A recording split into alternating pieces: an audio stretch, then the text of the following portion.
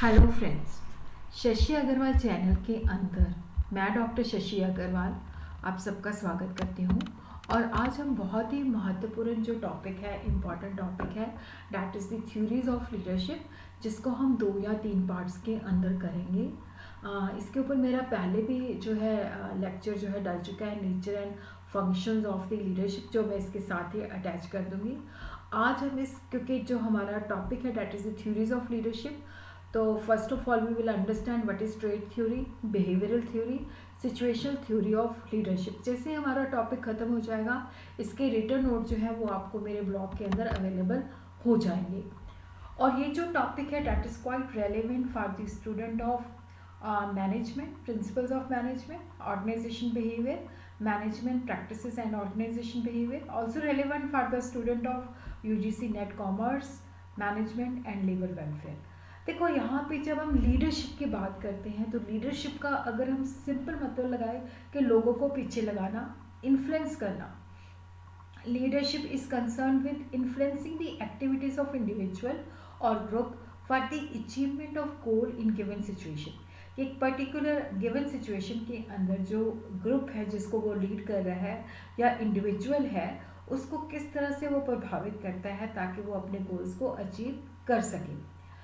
जब हम लीडरशिप की बात करते हैं तो it involve a process by which a manager guides and influences the work of its subordinate. Leadership के माध्यम से, लीडरशिप के प्रोसेस के द्वारा जो मैनेजर है अपने सबॉर्डिनेट जो उसके नीचे काम करते हैं उसको गाइड करता है और उसको इन्फ्लुएंस करता है।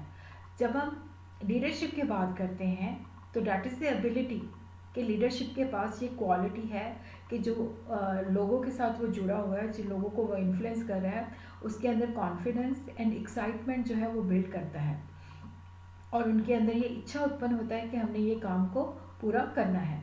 अगर मैनेजर ने सक्सेसफुल लीडर बनना है तो उसके अंदर ये ड्राइव होनी चाहिए। फोर साइटेडनेस का मतलब होता है कि जब हम फ्यूचर को प्रेडिक्ट कर सकते हैं, ड्राइव होनी चाहिए, खुद काम करने की ड्राइव होनी चाहिए, इनिशिएटिव लेने की होनी चाहिए, उसको अपने आप पे विश्वास होना चाहिए और जो उसकी पर्सनल इंटीग्रिटी है, उसका करैक्टर, उसकी जो डीलिंग है, ऑनेस्ट है कि जो वो कहता है वो सही है, वो काफ़ी हद के अंदर जो है मजबूत होनी चाहिए। Combs and O'Donnell define leadership is the ability of a manager to induce subordinate to work with confidence and zeal। जब हम लीडरशिप की बात करते हैं तो मैनेजर के पास ये क्वालिटी है जिसके द्वारा वो सबॉर्डिनेट को मोटिवेट करता है कि कॉन्फिडेंस और एक्साइटमेंट के साथ आपने काम करना है। टैरी के मुताबिक जो लीडरशिप है that is the activity of influencing people to strive willingly for group objective. तो लीडरशिप के द्वारा हम लोगों को इन्फ्लुएंस करते हैं ताकि वो जो ग्रुप के गोल्स हैं उनको अपनी मर्जी के साथ जो है अचीव करें। So what is the nature and feature of leadership. देखो, जो लीडरशिप है ये पर्सनल क्वालिटी है, ये हर किसी के पास नहीं होती। कई बार हम देखते हैं कि कहीं पे भी सिचुएशन होती है तो कुछ लोग जो होते हैं इनिशिएटिव लेके लोगों को इन्फ्लुएंस करते हैं और ये तभी एग्जिस्ट करती है जब उसके पीछे फॉलोअर्स होते हैं। अगर फॉलोअर ही नहीं है तो लीडरशिप भी नहीं एग्जिस्ट करता। और लीडर जो है अपनी मर्जी से क्या होता है कि उसको अपना लीडर बनाते हैं, उसको फॉलो करते हैं। और लीडर जो होता है, जो लोग हैं उसको अपना काम, उसका गोल अचीव करने में हेल्प करते हैं। तो लीडरशिप जो है एक कंटिन्यूस प्रोसेस है जिसके द्वारा लोगों को इन्फ्लुएंस किया जाता है और एक पर्टिकुलर सिचुएशन के अंदर जो है किस तरह से एक्सरसाइज किया जाता है। लीडरशिप के द्वारा लोगों को गाइडेंस दी जाती है, डायरेक्शन दी जाती है, उसके बिहेवियर को इन्फ्लुएंस किया जाता है। So our topic is theories of leadership, trait theory, behavioural theory, Michigan study, Ohio state university leadership study. आज हम जस्ट बिहेवियरल थ्योरी का मतलब समझेंगे। अगले वीडियो के अंदर हम Michigan studies and Ohio state university leadership studies को डीपली स्टडी करेंगे। Contingency theory, Fiedler contingency model, Hersey Blanchard model, House path goal theory, Vroom Yetton and उसका मॉडल।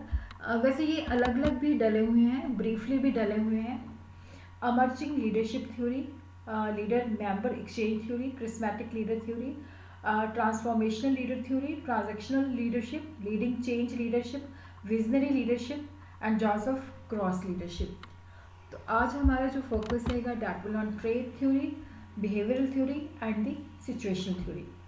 ट्रेड थ्योरी जो थी, जो कि पॉपुलर थी 1930 और 50 के बीच में, ट्रेड के मुताबिक कि जो एक व्यक्ति है उसके अंदर कुछ क्वालिटीज़ हैं, एट्रीब्यूट्स हैं जो उसको दूसरे से डिस्टिंग्विश करती हैं, जो उसको एक सक्सेसफुल लीडर जो है बनाती हैं।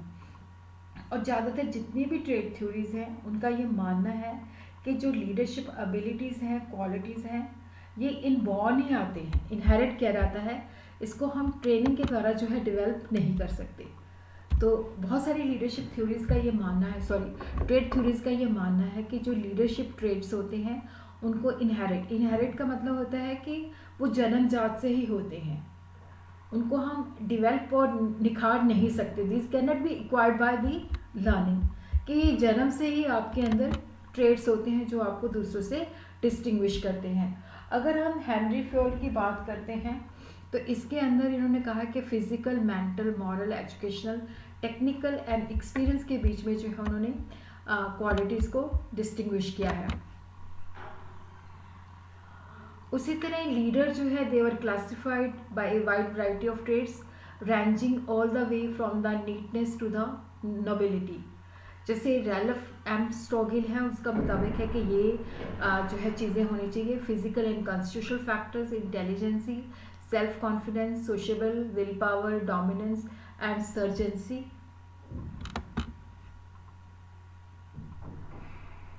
डोमिनेंस ग्लिसलिन के मुताबिक ये क्वालिटीज़ होनी चाहिए: supervisory ability, achievement basically achievement, motivation, self actualization, intelligency, self assurance and decisiveness. Generally हम कह सकते हैं कि जो लीडर्स हैं उसके अंदर ये ट्रेड्स प्रेजेंट होनी चाहिए। इंटेलिजेंस, देखो ये सबसे इम्पॉर्टेंट ट्रेड है कि ये एक बंदे के अंदर कितना इंटेलिजेंट है। ये नेचुरल क्वालिटी है जो कि इसके दिमाग के साथ जुड़ी हुई है। वो चीज़ों को कितना समझ सकता है, उसको समझ के उनको एनालाइज कर सकता है, उसके बेसिस पे ही कुड टेक द डिसीजन। उसी तरह जो है फिजियोलॉजिकल फैक्टर जो होते हैं, ये एक व्यक्ति के फिजिकल फीचर्स हैं जो उसको दूसरे से डिस्टिंग्विश करते हैं, जो उसकी पर्सनालिटी को ऐड करते हैं। ये भी एक इम्पॉर्टेंट फैक्टर है। उसकी हाइट क्या है, वेट क्या है, फिजिक क्या है, हेल्थ क्या है, अपीयरेंस क्या है, तो उसकी पर्सनालिटी के ऊपर काफ़ी इम्पैक्ट डालती हैं। और जो लीडरशिप है मतलब वो सक्सेस के अंदर भी इसका कंट्रीब्यूशन काफ़ी इम्पॉर्टेंट होता है। उसी तरह इमोशनल स्टेबिलिटी, कि वो इमोशनल कितना स्टेबल है, अपने जो एक्शन है उसके अंदर कंसिस्टेंट है, अपने इमोशंस को वो क्या है कि बैलेंस करके रखता है। इंटेंस इनर मोटिवेशनल ड्राइव के उसके अंदर से होता है कि मैंने ये कुछ करना है, और वो लोगों के साथ उसको पता है कि मेरा बिहेवियर किस तरह का होना चाहिए। और उसके अंदर ये भी कैपेबिलिटी है कि वो फ्यूचर को स्टडी कर सकता है, फ्यूचर को प्रेडिक्ट कर सकता है, देख सकता है उसका इम्पैक्ट क्या है। एम्पैथी का क्वालिटी भी होना चाहिए जिसके बेसिस पे वो देख सके, दूसरों के नज़रिए से देख सके। जब हम दूसरे के नज़रिए से देखते हैं तो उसको एम्पैथी कहते हैं। एक good leader must show fairness and objectivity in his dealing with the subordinate, कि जो उसकी डीलिंग है सबॉर्डिनेट के साथ वो फेयर होनी चाहिए, अनरीजनेबल नहीं होनी चाहिए।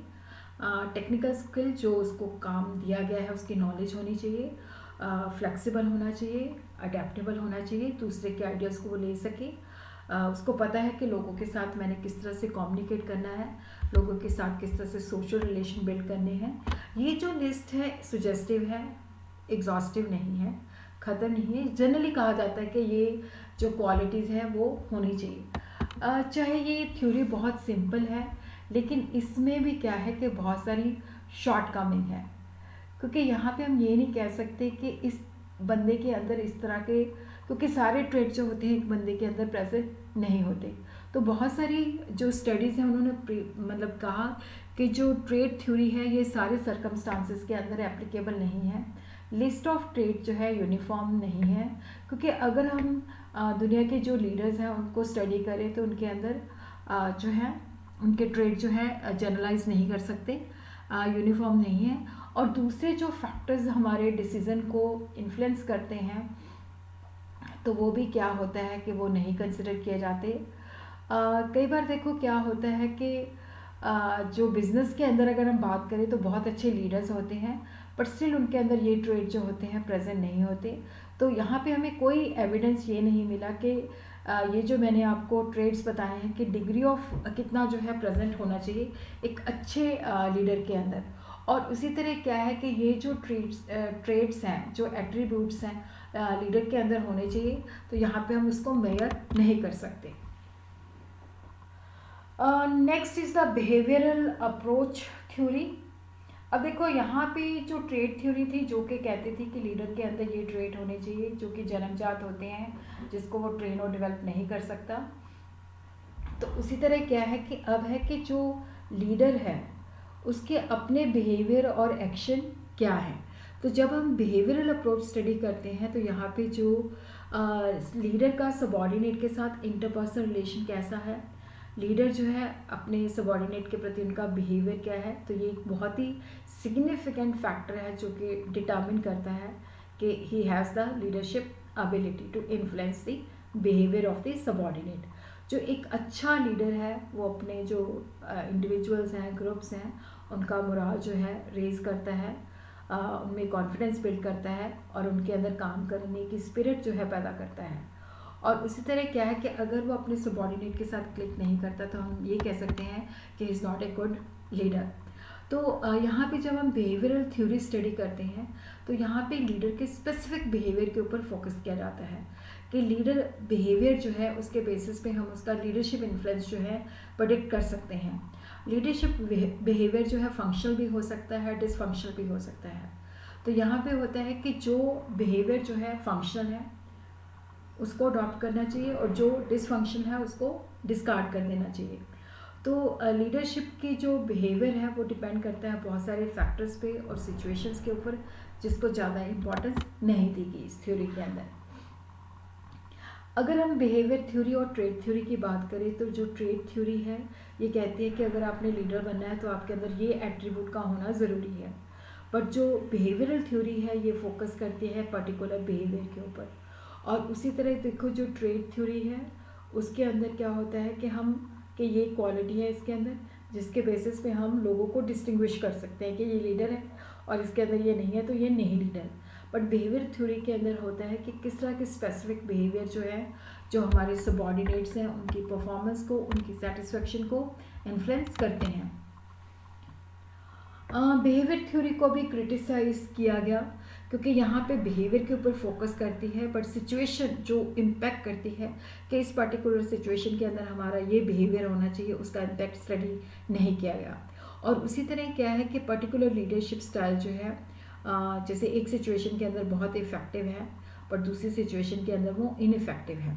और उसी तरह यहाँ पे टाइम जो फैक्टर है उसको भी स्टडी नहीं किया गया कि जैसे सिचुएशन के मुताबिक, टाइम के मुताबिक जो है हमारा बिहेवियर जो है डिफरेंट हो सकता है। जैसे तो उस चीज़ को भी जो है जो ज़्यादा जो है मतलब स्टडी नहीं किया गया कि जैसे एक पर्टिकुलर जो बिहेवियर है या एक्शन है एक टाइम पे तो वो बहुत बढ़िया हो सकता है बट अगर दूसरे टाइम पे बात की जाए चाहे सिचुएशन सेम है तो वहाँ पे वो इनइफेक्टिव भी हो सकता है।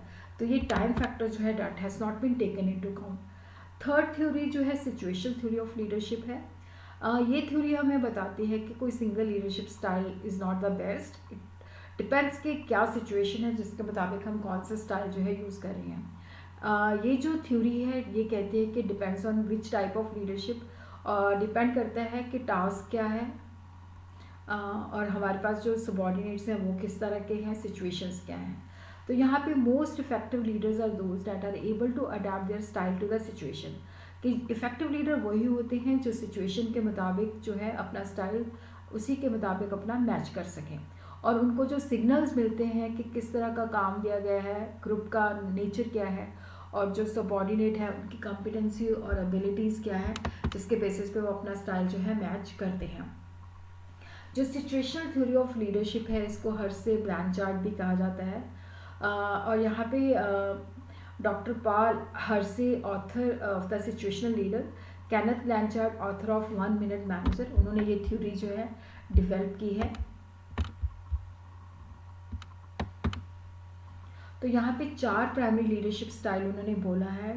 टेलिंग है, S1 जिसको हम कहते हैं कि यहाँ पे क्या होता है कि लोगों को बताया जाता है what to do, how to do it. Telling के अंदर लोगों को पूरा मतलब बताया जाता है कि आपने ये करना है और इस तरीके से करना है।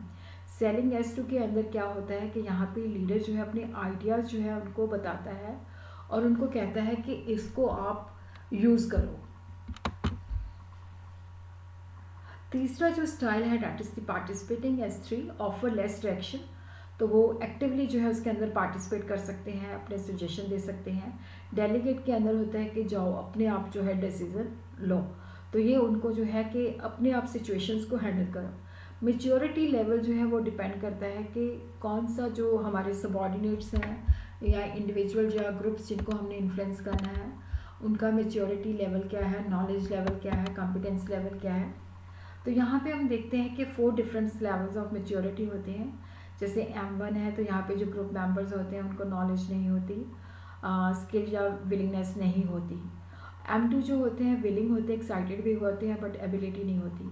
M3 के अंदर they have the ability but are not willing to complete the task. 4 जो है they are highly skilled and willing to complete the task. अब हम देखते हैं कि किस तरह से जो सिचुएशनल थ्योरी हमें बताती है कि किस तरह से हमने अपने स्टाइल को जो है लेवल के साथ मैच करना है।